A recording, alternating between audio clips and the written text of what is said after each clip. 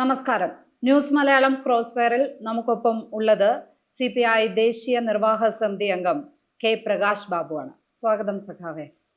ഈ ADGP MR Ajith കുമാറിനെ മാറ്റണം എന്ന ആവശ്യം CPI ഇപ്പോൾ കുറച്ചായി ഉന്നയിക്കുന്നു. താങ്കൾ തന്നെ ജനയുഗത്തിൽ ലേഖനം എഴുതിയിട്ട് ഒരാഴ്ചയിലേറെയായി. ഇപ്പോഴും അദ്ദേഹം ആ സ്ഥാനത്ത് തുടരുകയാണ്. CPI ഉയർത്തുന്ന ഈ ആവശ്യത്തിന് വേണ്ടത്ര ഒരു പരിഗണന കിട്ടാതെ പോകുന്നുണ്ടോ? പരിഗണന കിട്ടാത്തതല്ല.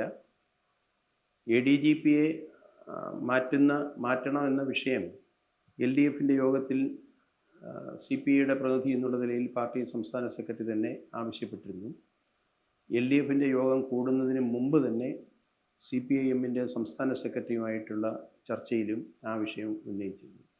അപ്പോൾ അത് LDF യോഗത്തിൽ തന്നെ പറയുന്നതിന് വേണ്ടി പറഞ്ഞതുകൊണ്ടാണ് LDF യോഗത്തിൽ അത് പാർട്ടി സെക്രട്ടറി ഉന്നയിച്ചത്.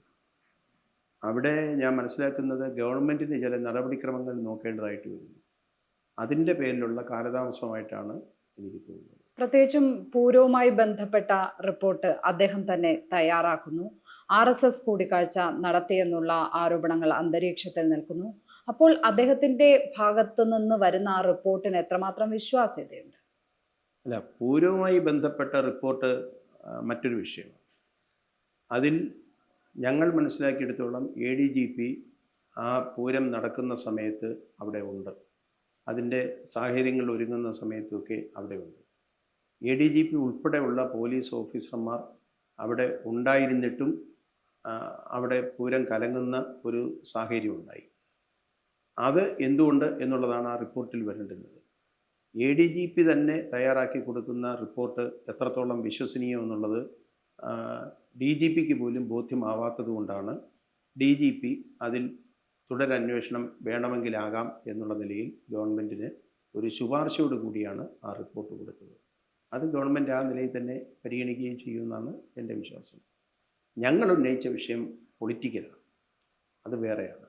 അതെന്തെന്ന് ചോദിച്ചാൽ, ഇന്ത്യയിൽ CPIയും CPMും ഉൾപ്പെടെയുള്ള ഇടതുപക്ഷ രാഷ്ട്രീയ പാർട്ടികൾ ഏറ്റവും പ്രധാനപ്പെട്ട ഒരു രാഷ്ട്രീയ തീരുമാനം എന്നുള്ള നിലയിൽ തന്നെ എടുത്തിട്ടുള്ളത് RSSുമായി സന്ധിയില്ലാത്ത ഒരു പോരാട്ടം എന്നുള്ളതല്ല, ആശയപരമായ പോരാട്ടം.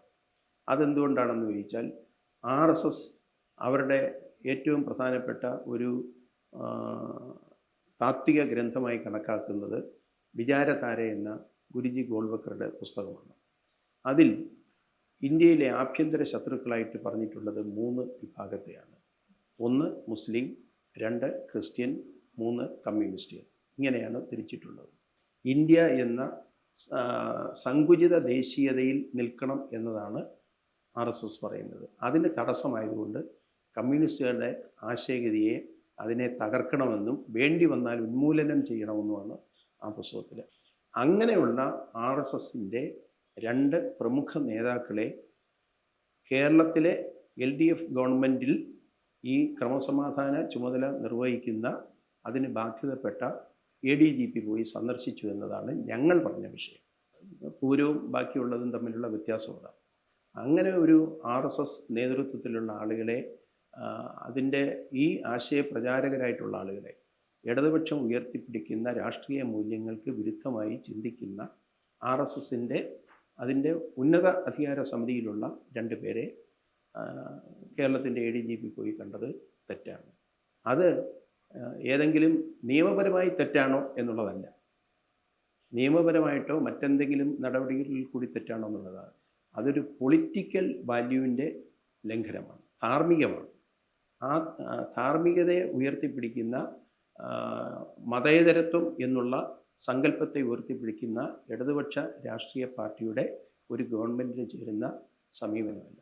അതുകൊണ്ടാണ് ADGP മാറ്റണം എന്ന് ഞാൻ ആവശ്യം. അത് ആഭ്യന്തര വകുപ്പിലെ ഉന്നതർ അറിയേണ്ടതല്ലേ? അദ്ദേഹം അത്തരത്തിൽ ഒരു സന്ദർശനം നടത്തുന്നു. എന്തിനാണ് കണ്ടത് എന്ന് നമുക്കറിയില്ല. എപ്പോഴും അത് അദ്ദേഹം RSS നേതാക്കളെ കണ്ടിട്ടുണ്ടെങ്കിൽ അത് ആഭ്യന്തര വകുപ്പ് അറിയേണ്ടതല്ലേ? അവിടെ ഒരു വീഴ്ച സംഭവിച്ചിട്ടില്ലേ? ഈ ഇന്റലിജൻസ് റിപ്പോർട്ടുകൾ മുഖ്യമന്ത്രിയുടെ പൊളിറ്റിക്കൽ സെക്രട്ടറി തന്നെ പൂഴ്ത്തിവെച്ചിട്ടുണ്ട് എന്നുള്ളതാണ് നേരത്തെ ആദ്യഘട്ടങ്ങളിൽ PV അൻവർ ഉയർത്തിയ ആരോപണം. അത് തന്നെയായിരുന്നു. അല്ല, അതിൽ ആഭ്യന്തര വകുപ്പ് അറിയുകയും അറിയാതിരിക്കുകയും ചെയ്യുന്നത് അതിൻ്റെ നടപടിക്രമമാണ്. ഇവിടെ ADGP അജിത് കുമാർ തന്നെ അഡ്മിറ്റ് ചെയ്തു. ഞാൻ അവരെ പോയി കണ്ടു, കോവളത്ത് പോയി റാംമാധവിനെയും കണ്ടു, അതുപോലെ തന്നെ ദത്തത്രായ ഇസാബൗളയും അവിടെ പോയി ഞങ്ങൾ പോയി കണ്ടു എന്നുള്ളത് now it is an admitted fact. അതിൽ അന്വേഷണത്തിൻ്റെ ആവശ്യം വരുന്നില്ല, ഇനി പ്രത്യേകിച്ച് അന്വേഷണത്തിന്റെ ആവശ്യമില്ല. അദ്ദേഹം അത് ഡിനേ ചെയ്യുകയാണ്. ഈ മറ്റുള്ളവർ പറയുന്നത് പോലെ, അല്ലെങ്കിൽ മാധ്യമങ്ങൾ പറയുന്ന പോലെ, പൊളിറ്റിക്കൽ പാർട്ടിയുടെ ലീഡേഴ്സ് പറയുന്നത് പോലെ, പാർട്ടികൾ പറയുന്നത് പോലെ ഞാൻ അങ്ങനെ RSS നേതാക്കളെ കണ്ടിട്ടില്ല എന്നാണ് അദ്ദേഹത്തിൻ്റെ സ്റ്റേറ്റ്മെൻ്റ് എങ്കിൽ അത് അന്വേഷിക്കേണ്ട കാര്യമാണ്. ഇവിടെ ആ വിഷയം ഉദിക്കുന്നില്ല. ഇവിടെ അദ്ദേഹം അത് അഡ്മിറ്റ് ചെയ്തു, ഞാൻ പോയിട്ടുണ്ട്. അപ്പം പിന്നെ എന്തിനാ അന്വേഷണം?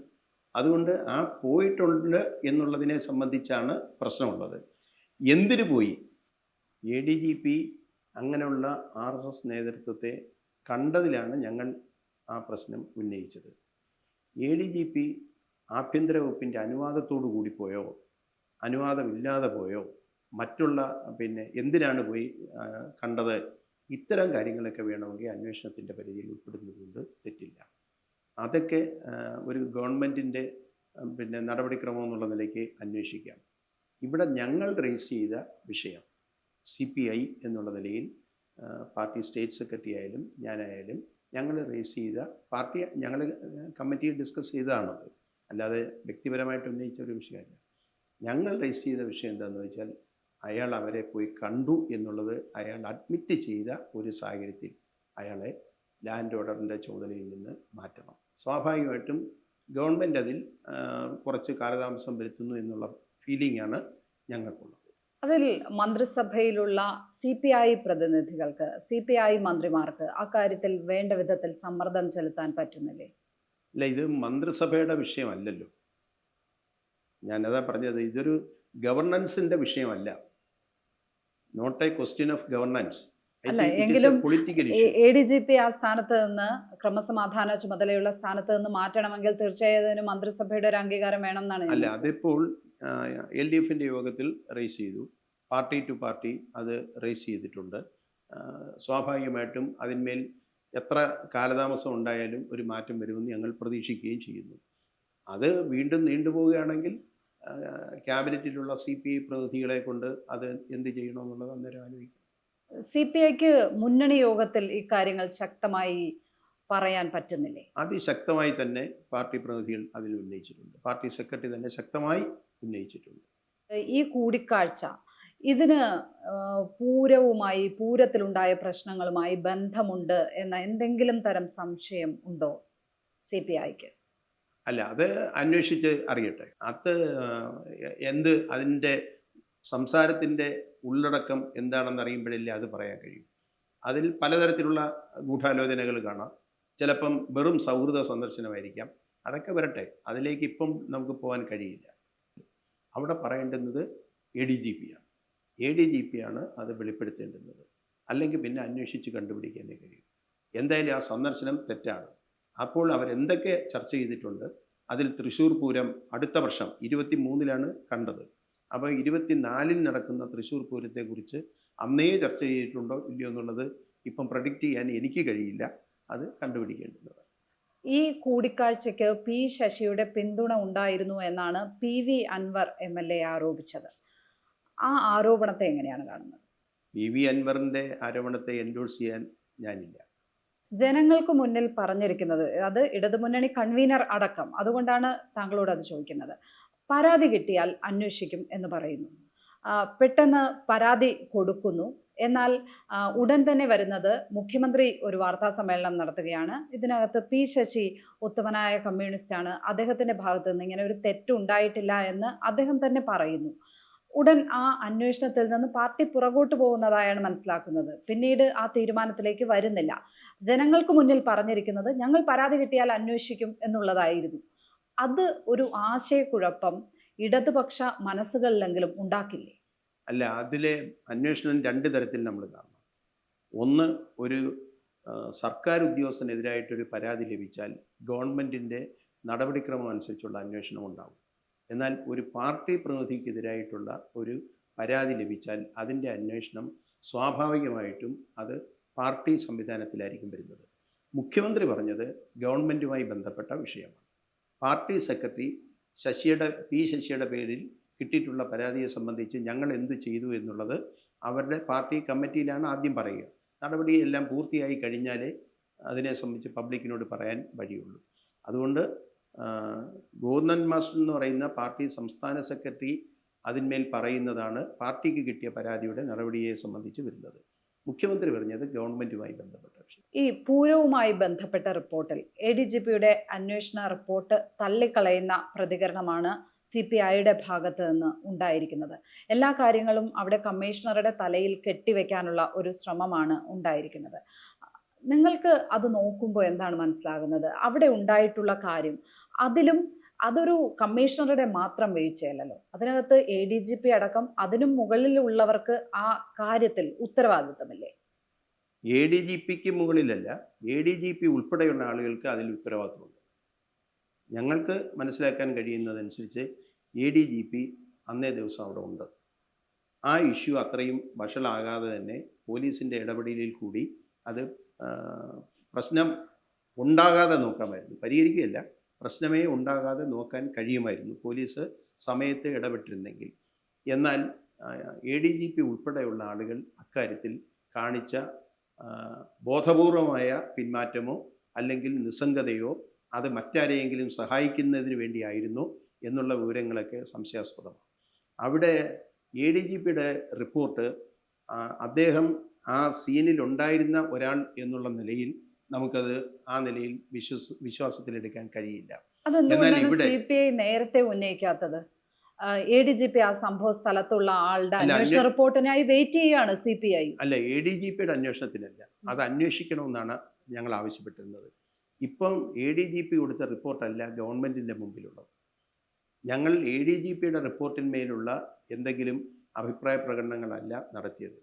അവിടെ ADGP അന്വേഷണ റിപ്പോർട്ട് DGPക്ക് കൊടുത്തു. DGPയാണ് അത് ഗവൺമെൻറ്റിലേക്ക് കൊടുത്തത്, ഡിപ്പാർട്ട്മെൻറ്റിൻ്റെ ഹെഡ് എന്നുള്ള നിലയ്ക്ക് ഗവൺമെൻറ്. അതിൽ DGPയുടെ ഒരു റെക്കമെൻഡേഷൻ ഉണ്ട്. അത് തുടരന്വേഷണം ആകാം എന്നുള്ള നിലയിലാണ്. അപ്പോൾ ആ തുടരന്വേഷണത്തിന് വേണ്ടുന്ന ഒരു സാഹചര്യം അതിന് ഒരുങ്ങുന്നു എന്നാണ് എൻ്റെ വിശ്വാസം.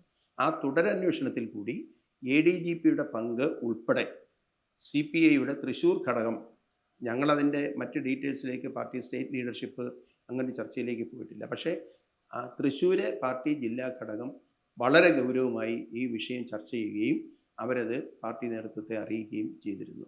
ഗവൺമെൻറ്റിനെയും അറിയിച്ചിട്ടുണ്ടെന്നാണ് എൻ്റെ വിശ്വാസം. ഗവൺമെൻറ്റിൻ്റെ പ്രതിനിധി എന്നുള്ള നിലയ്ക്ക് K. രാജൻ റവന്യൂ മന്ത്രി ആ സമയത്തെല്ലാം തൃശ്ശൂർ ഉണ്ടായിരുന്നതുകൊണ്ട് രാജൻ മുഖേന അതും അറിയിച്ചിട്ടുണ്ട്. ഇവിടെ DGPയുടെ ശുപാർശയുടെ അടിസ്ഥാനത്തിൽ തൃശ്ശൂർ പൂരവുമായി ബന്ധപ്പെട്ട വിഷയങ്ങൾ തുടരന്വേഷണത്തിൻ്റെ പരിധിയിൽ വരുന്നതുകൊണ്ട് അതുകൂടി കഴിയുമ്പോഴേ ADGPയുടെ റോളൊക്കെ വ്യക്തമാകും. അതിൽ ADGP വരെയുള്ളവരുടെ കാര്യം മാത്രം അന്വേഷിച്ചാൽ മതി എന്നാണോ CPIയുടെ അഭിപ്രായം? അതോ അതിനു മുകളിലേക്ക് എന്തെങ്കിലും വീഴ്ച ഉണ്ടോ എന്നുള്ള കാര്യം പരിശോധിക്കേണ്ടത് CPI അങ്ങനെ ഒരു ആവശ്യം ഉയർത്തുന്നുണ്ടോ? അല്ല, അതുമായി ബന്ധപ്പെട്ട എല്ലാ വശങ്ങളും അന്വേഷിക്കണം. അതിനൊരു പരിധി നിശ്ചയിക്കേണ്ടെന്ന ആവശ്യമില്ല. ഒരിക്കലും അതിനൊരു പരിധിയുടെ ആവശ്യമില്ല. ഇന്ന ഭാഗം വരെ അന്വേഷിക്കാവൂ എന്നുള്ളത്. ADGP അല്ല, അതിന് മുകളിലാരുടെയെങ്കിലും പങ്കുണ്ടെങ്കിലും ഈ പോലീസ് വൃന്ദത്തിനും വെളിയിലുള്ള ആരുടെയെങ്കിലും റോൾ ഉണ്ടെങ്കിലും അതെല്ലാം അന്വേഷണത്തിൻ്റെ പരിധിയിൽ വരും. പ്രത്യേകിച്ചും VS സുനിൽകുമാർ പറഞ്ഞത് അത് തന്നെയാണ്. ആഭ്യന്തര വകുപ്പിന് അവിടെ വീഴ്ച സംഭവിച്ചിട്ടുണ്ടോ? ഉറപ്പായും ഇത്തരം കാര്യങ്ങൾ അവിടെ നടക്കുമ്പോൾ അറിയാതെ പോയി മുകളിലുള്ളവർ എന്നുള്ളത് വലിയ വീഴ്ച തന്നെയാണ് എന്ന് അദ്ദേഹം തന്നെ പറയുന്നുണ്ടായിരുന്നു. നമ്മളോട് തന്നെ അത് വ്യക്തമാക്കി. സുനിൽ പറഞ്ഞ ആഭ്യന്തര വകുപ്പിന് വീഴ്ച എന്ന് പറയുന്നത് പോലീസിന്റെ വീഴ്ച. ഈ തൃശ്ശൂരിൽ പ്രത്യേകിച്ചും CPIക്ക് വലിയ ജയസാധ്യത ഉണ്ട് എന്ന് പ്രതീക്ഷിക്കപ്പെട്ടിരുന്ന ഒരു മണ്ഡലത്തിൽ അവിടുത്തെ തോൽവിക്ക് കാരണമായി പാർട്ടി വിലയിരുത്തുന്നത് എന്താണ്? അല്ല, അത് തൃശ്ശൂർ DC വളരെ ഗൗരവമായി തന്നെ തെരഞ്ഞെടുപ്പ് കഴിഞ്ഞ് അതിൻ്റെ ഇലക്ഷൻ റിവ്യൂ നടക്കുന്ന സമയത്ത് ഇതെല്ലാം ആലോചിച്ചിട്ടുണ്ട്. അവിടെ കുറച്ച് സങ്കീർണമായ വിഷയങ്ങൾ അതിൻ്റെ തെരഞ്ഞെടുപ്പ് റിസൾട്ടുമായി ബന്ധപ്പെട്ട് നമുക്ക് കാണാൻ കഴിയും. ഒന്ന്, ഇന്ത്യൻ നാഷണൽ കോൺഗ്രസിൻ്റെ പ്രതിനിധിയാണ് കഴിഞ്ഞ തവണ ജയിച്ചത് 2019. അന്ന് അവിടെ ജയിച്ച കോൺഗ്രസിൻ്റെ പ്രതിനിധി TN പ്രതാപന് 4,21,000 വോട്ടാണ് 21,000 ചില്ലുവാന വോട്ടാണ് TN പ്രതാപന് ലഭിച്ചത്. ഇത്തവണ 2024 അവിടെ കോൺഗ്രസിൻ്റെ പ്രതിനിധിക്ക് ലഭിച്ചത് 3,21,000 വോട്ടാണ്. വളരെ ഒരു ഷാർപ്പ് ഡിക്ലൈൻ പ്രതാപനും മുരളീധരനും തമ്മിൽ കിട്ടിയ വോട്ടുകളിൽ ഉണ്ടായിട്ടുണ്ട്. അവിടെ വോട്ടിൻ്റെ കുറവ് വന്നേക്കുന്ന ബൂത്ത് വൈസായിട്ട് പരിശോധിക്കണം എന്ന് ഞങ്ങൾ അവരോട് ആവശ്യപ്പെട്ടു. അതിന് ഈ പൊതുവിൽ സ്വീകാര്യനായ കാൻഡിഡേറ്റ് ആയിരുന്നു സുനിൽ കുമാർ. അത് LDFിൻ്റെ മേഖലകളിൽ മാത്രമല്ല, പൊതുവിൽ LDFോ UDFോ എന്നുള്ള നിലയിൽ നോക്കാതെ തന്നെ തൃശ്ശൂരിലെ ജനങ്ങൾക്ക് പൊതു സ്വീകാര്യനായ ഒരു കാൻഡിഡേറ്റ് ആയിരുന്നു സുനിൽ കുമാർ. അത് കാൻഡിഡേറ്റിനെ നിശ്ചയിക്കുന്നതിന് മുമ്പ് തന്നെ സുനിലാണെങ്കിൽ ജയിക്കും എന്നുള്ള ഒരു പൊതു ഒപ്പീനിയൻ അവിടെ ഉണ്ടാവുകയും ചെയ്തിരുന്നു. അതൊരു സ്വീകാര്യതയുടെ വിഷയമായിരുന്നു. എങ്കിലും തെരഞ്ഞെടുപ്പിൻ്റെ പ്രവർത്തനങ്ങൾ മുന്നോട്ട് പോയി കഴിഞ്ഞപ്പോൾ ഇപ്പോൾ ഈ പറഞ്ഞ തൃശ്ശൂർ പൂരം ഉൾപ്പെടെ പല തരത്തിലുള്ള വോട്ടിങ്ങിനെ സ്വാധീനിക്കാൻ കഴിയുന്ന അല്ലെങ്കിൽ BJPക്ക് ഫേവറബിളായി മാറുന്ന ചില ഘടകങ്ങൾ അവിടെ ഉണ്ടായി. അതിനകത്ത് മറച്ചു വെക്കേണ്ടുന്ന കാര്യമില്ല. കരുവന്നൂർ ബാങ്കുമായി ബന്ധപ്പെട്ട് ഒരു അന്വേഷണത്തിൻ്റെ പേര് പറഞ്ഞുകൊണ്ട് സുരേഷ് ഗോപി അന്ന് നടത്തിയ ജാഥ ആളുകളിൽ വലിയ ഒരു സ്വാധീനം ഉണ്ടാക്കി. തൃശ്ശൂർ പൂരത്തിൽ സമയത്ത് സുരേഷ് ഗോപി അവിടെ രംഗപ്രവേശം ചെയ്തത് ഒരു സ്വാധീനമുണ്ടായി. ഇങ്ങനെ പല ഘടകങ്ങൾ അതിനകത്ത് BJP കാൻഡിഡേറ്റിന് ഫേവറബിളായിട്ട് വന്നിട്ടുണ്ട്. അതുകൊണ്ട് തന്നെ LDFിൻ്റേതായാലും UDFിൻ്റേതായാലും വോട്ട് ചോർച്ച അത് എത്രത്തോളം എങ്ങനെ വന്നു അത് ബൂത്ത് വൈസ് അനലൈസ് ചെയ്യണം എന്നുള്ള നിലയിലാണ് സംസ്ഥാന നേതൃത്വം തൃശ്ശൂർ DCയോട് ആവശ്യപ്പെട്ടത്. അവരെ പരിശോധന നടത്തുന്നുണ്ടെന്നാണ് എൻ്റെ വിശ്വാസം. ഈ കരുവന്നൂർ കേസാണെങ്കിലും പൂരവിവാദമാണെങ്കിലും അതൊക്കെ ഇടതുപക്ഷത്തിൻ്റെ വോട്ട് ബാങ്കുകളിൽ വിള്ളൽ വീഴ്ത്തിയിട്ടുണ്ട് എന്നാണോ? ഉണ്ടെന്നുള്ളത് സത്യമല്ലേ? നിശ്ചയമായിട്ട് അത് ഉണ്ടായിട്ടുണ്ടല്ലോ. കുറച്ച് വോട്ട് പുറകോട്ട് പോയിട്ടുണ്ട്. എന്നിട്ടും അതാണ് അതിലെ വിഷയം. 2019 സുനിൽ കുമാറിന് വോട്ട് കൂടി. LDFിൻ്റെ സ്ഥാനാർത്ഥിക്ക് 2019 കിട്ടിയതിനേക്കാളും വോട്ട് കൂടുതലാണ് 2024 സുനിൽ കുമാറിന് കിട്ടിയത്. അപ്പോൾ LDFിൻ്റെ വോട്ടിൽ ചോർച്ച ഉണ്ടായിട്ടുണ്ടാവാം എന്ന നിഗമനത്തിൽ എത്തുമ്പോഴും സുനിൽ കുമാറിന് സ്വീകാര്യത വർദ്ധിച്ചതുകൊണ്ട് കുറച്ചുകൂടി വോട്ട് കിട്ടിയിട്ടുമുണ്ട്. അപ്പോൾ പിന്നെ LDFിൻ്റെ വോട്ടിൽ ചോർച്ച ഉണ്ടായിട്ടുണ്ടോ ഇല്ലയോ എന്നുള്ളത് പരിശോധിച്ചറിയേണ്ടതാണ്. സ്വാഭാവികമായിട്ടും തൃശ്ശൂർ പൂരം കൊണ്ട് LDFിൻ്റെ വോട്ടിൽ ഒരു വലിയ വിള്ളലുണ്ടാവാനുള്ള ഇല്ലെന്നാണ് എൻ്റെ ഒരു നിഗമനം. എന്നാൽ കരുവന്നൂർ ബാങ്ക് അതുപോലെയുള്ള വിഷയങ്ങളൊക്കെ വരുമ്പോൾ LDFിൻ്റെ വോട്ടിൽ ഒരു ചോർച്ച ഉണ്ടാവാൻ സാധ്യതയുമുണ്ട്. അതുകൊണ്ടാണ് ബൂത്ത് വൈസായിട്ട് അത് പഠിക്കണം, പരിശോധിക്കണം എന്നാവശ്യം. ഈ EP ജയരാജൻ പ്രകാശ് ജാവദേക്കറെ കണ്ടത് തന്നെ ആ പോളിംഗ് ഡേയിൽ വെളിപ്പെടുത്തിയ സാഹചര്യം അത് വലിയ തോതിൽ ആളുകൾക്കിടയിൽ, വലിയ വോട്ടർമാർക്കിടയിൽ കൺഫ്യൂഷൻ ഉണ്ടാക്കിയിട്ടുണ്ട് എന്നുള്ള വിലയിരുത്തലിലേക്ക് CPM തന്നെ എത്തിച്ചേർന്നിട്ടുണ്ട്. അദ്ദേഹത്തിനെതിരെ അദ്ദേഹത്തെ ആ സ്ഥാനത്ത് നിന്ന് മാറ്റുകയും ഒക്കെ ചെയ്തു. അപ്പോഴും അതിനുശേഷം തെറ്റുതിരുത്തൽ നടപടികളിലേക്ക് കടക്കും എന്ന് പറയുന്നു. പക്ഷേ ഇപ്പോൾ സംഭവിച്ചിരിക്കുന്നത് എന്താണ്? ADGP RSS കൂടിക്കാഴ്ചയുമായി ബന്ധപ്പെട്ട ആരോപണങ്ങൾ അത് PV അൻവറിനെ പോലൊരു MLA തന്നെ ഉയർത്തുന്ന സാഹചര്യം, അതിൽ ഇപ്പോഴും അദ്ദേഹം ആ സ്ഥാനത്ത് തുടരുന്ന ഒരു സാഹചര്യം CPI ശക്തമായി ആവശ്യപ്പെടുന്നുണ്ട്. ഇപ്പോഴുള്ള സംഭവവികാസങ്ങൾ വലിയ തോതിൽ കൺഫ്യൂഷൻ ഉണ്ടാക്കുന്നില്ലേ ഇടതുപക്ഷ മനസ്സിൽ? പ്രത്യേകിച്ചും ഒരു ഉപതെരഞ്ഞെടുപ്പൊക്കെ വരികയാണെങ്കിൽ, തദ്ദേശ ഭരണ തെരഞ്ഞെടുപ്പ് വരുന്നു. അപ്പോൾ നേരത്തേക്കാൾ കൂടുതൽ ആശയക്കുഴപ്പം ഉണ്ടാക്കിയിട്ടുണ്ട് എന്നാണ് എനിക്ക് പറയാനുള്ളത്. ഞാൻ മനസ്സിലാക്കുന്നത് അങ്ങനെയാണ്. ഈ EP ജയരാജൻ LDF കൺവീനറായിട്ടിരിക്കെ പ്രകാശ് ജാവദേക്കറെ കണ്ടതും അതുമായി ബന്ധപ്പെട്ട വിഷയങ്ങൾ ഞങ്ങൾ ഉന്നയിച്ചിട്ടുണ്ട്. ഉന്നയിക്കുകയും EP ജയരാജൻ ചെയ്ത നടപടി തെറ്റാണെന്ന് പരസ്യമായി തന്നെ പറയുകയും ചെയ്തിട്ടുണ്ട്. അതിനകത്ത് ഞങ്ങൾക്ക് രണ്ട് പക്ഷമില്ല, വേറെ ഒരു തരത്തിലുള്ള ആശങ്ക അതിനകത്തില്ലായിരുന്നു. പക്ഷെ അത് ചെയ്തത് ആളുകളുടെ മനസ്സിലൊരു കൺഫ്യൂഷൻ ഉണ്ടാക്കി. അതൊരു സത്യമായ കാര്യമാണ്. അത് ഞങ്ങളത് ഉന്നയിക്കുകയും ചെയ്തിട്ടുണ്ട്. പക്ഷേ ബാക്കി CPMൻ്റെ ആഭ്യന്തരമായ കാര്യങ്ങളെ സംബന്ധിച്ച് ഞാനൊരു അഭിപ്രായം പറയുന്നത് ശരിയല്ല. അത് അവരുടെ പാർട്ടി എന്നുള്ള നിലയിൽ ഞാൻ CPMൻ്റെ ആഭ്യന്തര കാര്യത്തെക്കുറിച്ചേ അല്ല പറയുന്നത്. ഇപ്പോൾ സംഭവിച്ചിരിക്കുന്ന അതിനുശേഷം പ്രകാശ് ജാവദേക്കറെ കൂടിക്കാഴ്ച നടത്തി എന്ന് പറയുന്നു. അത് കൺഫ്യൂഷൻ ഉണ്ടാക്കിയെന്ന് പാർട്ടി തന്നെ വിലയിരുത്തുന്നു. അങ്ങനെ ഒരു സാഹചര്യം നിൽക്കുമ്പോഴാണ് തെറ്റുതിരുത്തൽ നടപടികളിലേക്ക് കടക്കും എന്ന് ഇടതുപക്ഷ മനസ്സുകൾ തന്നെ വിചാരിക്കുന്ന ഒരു ഘട്ടത്തിൽ ഇങ്ങനെ ഒരു ആരോപണം വരികയാണ്. അതിലും സത്വരമായ ഒരു നടപടി ഉണ്ടാകുന്നില്ല എന്നുള്ളത് വീണ്ടും വലിയ വലിയ ആശയക്കുഴപ്പങ്ങളിലേക്ക് ആളുകളെ എത്തിക്കുകയല്ലേ ചെയ്യുക. ഞാനത് CPM-ന്റെ വിലയിരുത്തലിൽ അത്തരത്തിലൊരു ആശയക്കുഴപ്പത്തിന് ഇതൊക്കെ വഴിവെച്ചു എന്നുള്ള നിലയിൽ അവർക്കൊരു നിഗമനം ഉണ്ടോ ഇല്ലയോ എന്നുള്ളത് എനിക്കറിയില്ല. ഞാൻ അതുകൊണ്ടാണ് പറഞ്ഞത് അവരുടെ ആഭ്യന്തര വിലയിരുത്തലിലേക്കൊന്നും ഞാൻ കടക്കുന്നില്ല. പരസ്യമായി വന്നതിനകത്തൊന്നും അങ്ങനെ കണ്ടിട്ടുമില്ല.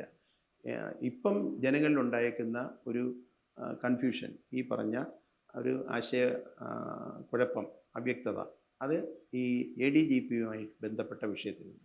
അത് എത്രയും മുൻപേ പരിഹരിക്കാൻ കഴിയണം. ഒരു നിമിഷം മുമ്പേ അത് പരിഹരിക്കാൻ കഴിഞ്ഞാൽ അത്രയും നല്ലത്. ഗവൺമെൻറ്റിന് ചില കാലതാമസം, അതിലെ നടപടി എടുക്കുന്നതിന് ചില കാലതാമസം ഉണ്ടാകുന്നു.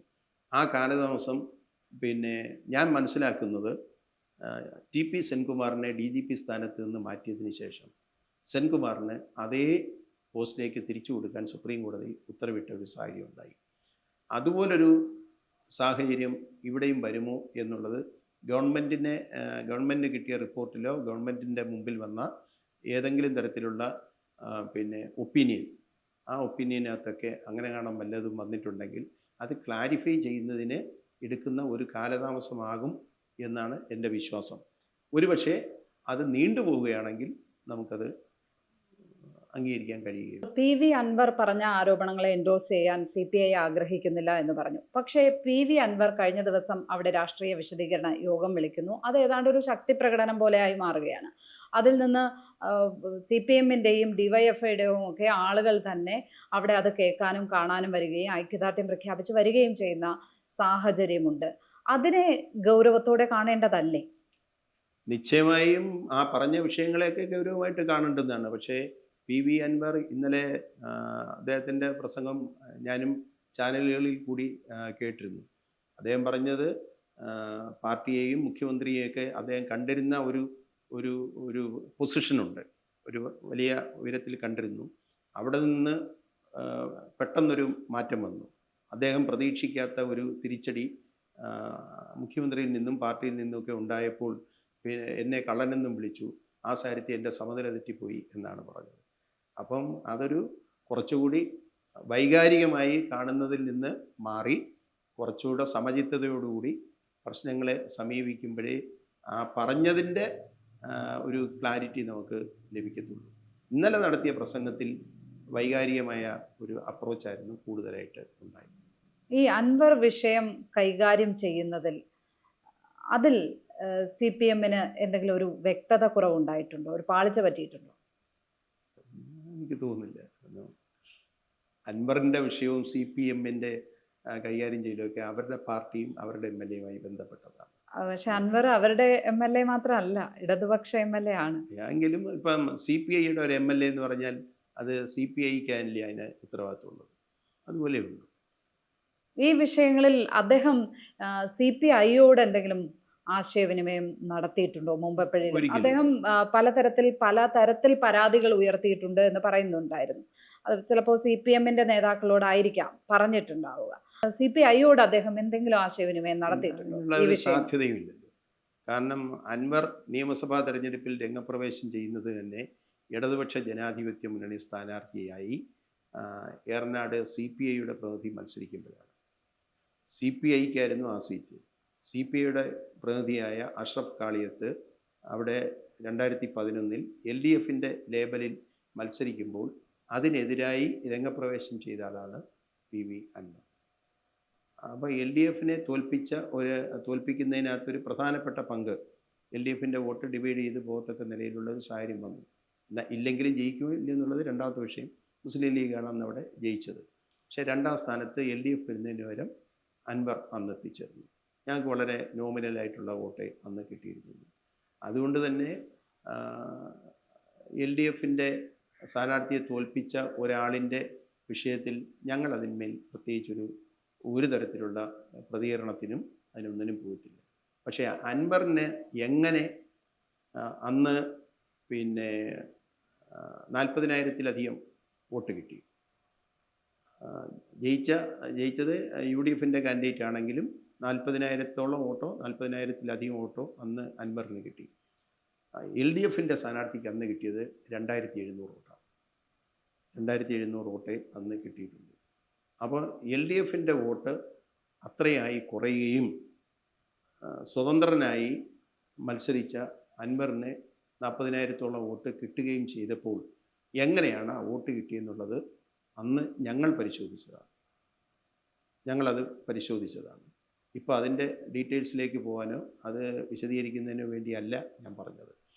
അപ്പോൾ ഇന്നലെ അൻവറിൻ്റെ യോഗത്തിൽ സ്വാഗതം പറഞ്ഞ ഒരു CPIഎമ്മിൻ്റെ ഏരിയ കമ്മിറ്റി മെമ്പറും LC സെക്രട്ടറിയുമായിരുന്ന പഞ്ചായത്ത് പ്രസിഡൻ്റായിരുന്ന ഒരു സുഗു ഇന്നലെ സ്വാഗതം പറയുമ്പോൾ ഞാൻ കേട്ടത് 2011-ലൊക്കെ 14-ലൊക്കെ വോട്ട് ചെയ്യാൻ ഞങ്ങളോട് പറഞ്ഞനുസരിച്ച് വോട്ട് ചെയ്തു എന്നാണ്. അപ്പോൾ ആരാണോ അൻവറിനെ ചുമന്നുകൊണ്ട് നടന്നത് അവരതിൻ്റെ പാപഭാരം ഏൽക്കുകയല്ലാതെ CPIക്ക് അതിനകത്ത് യാതൊരു ഉത്തരവാദിത്വമില്ല, ഞങ്ങൾക്കതിനകത്ത് റൂളുമില്ല. ഈ സ്വതന്ത്രരെ സ്വീകരിക്കുമ്പോൾ കുറച്ചുകൂടി അവധാനത കാട്ടണം എന്നതാണോ അൻവർ നൽകുന്ന പാഠം? അനുഭവം അതാണല്ലോ സൂചിപ്പിക്കുന്നത്.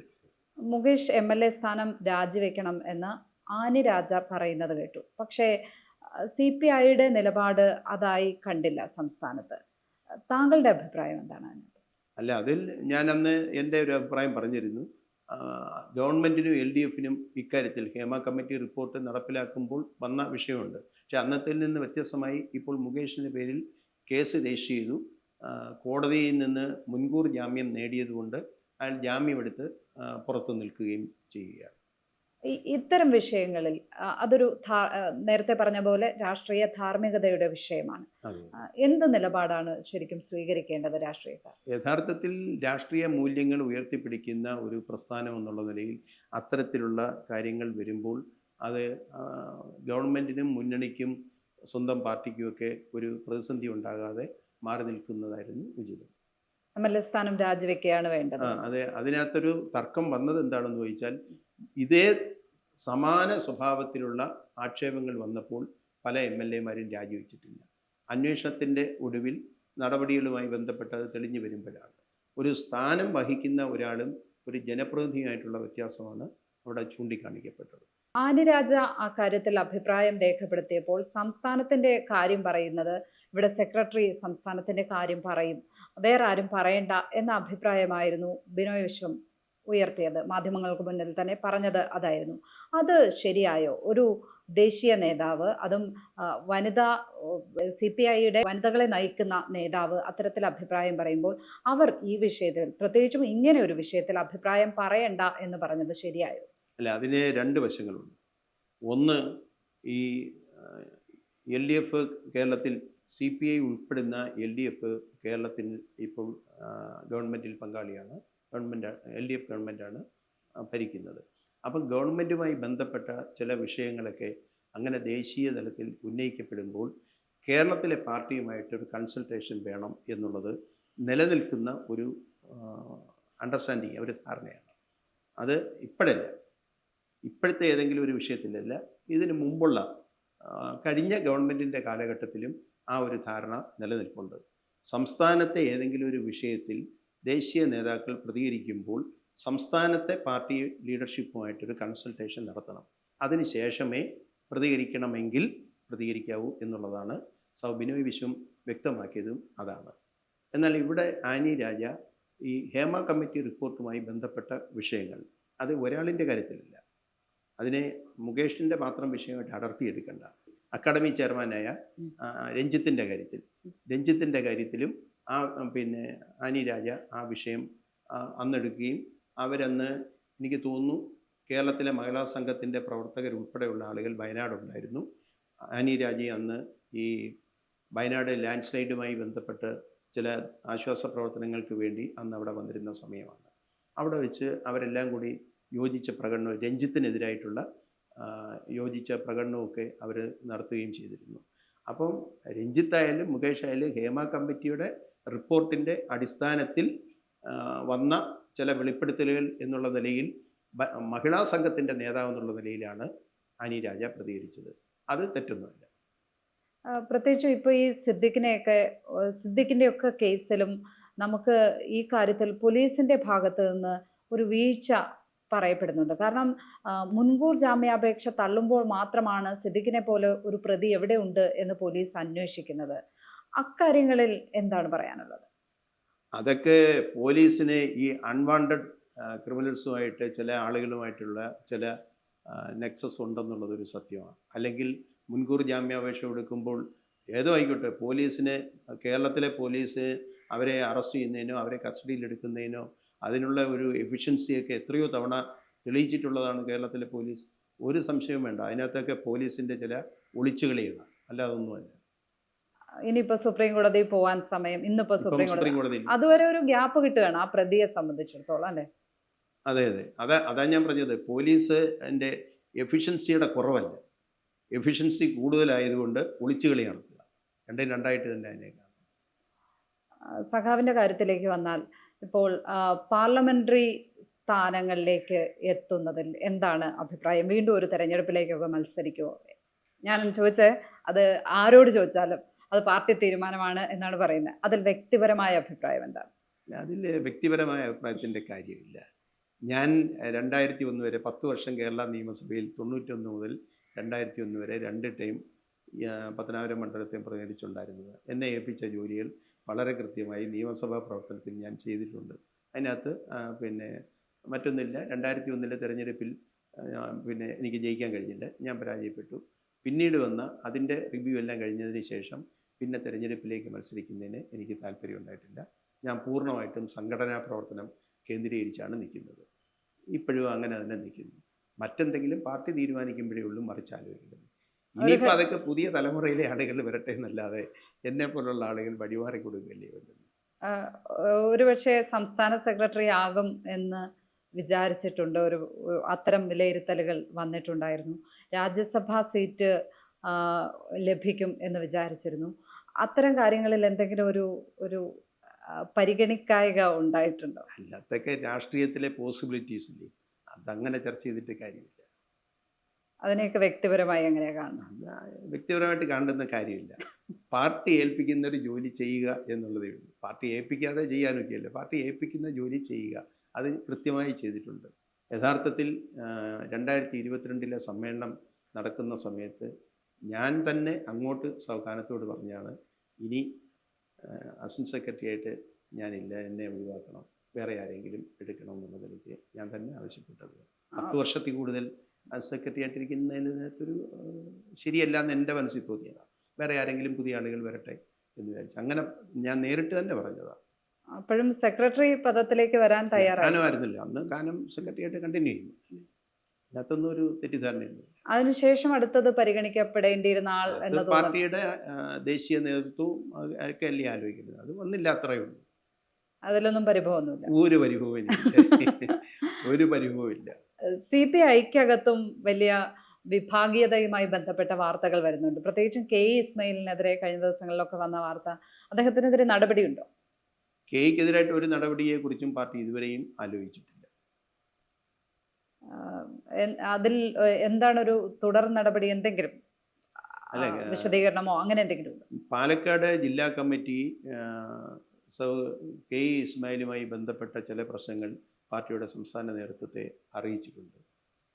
അതിന്മേൽ ഉള്ള ഒരു വിശദീകരണം ചോദിച്ചിട്ടുണ്ട്, അത്രമാത്രമേ. വളരെയധികം നന്ദി ഇത്രയും നേരം സഹകരിച്ച.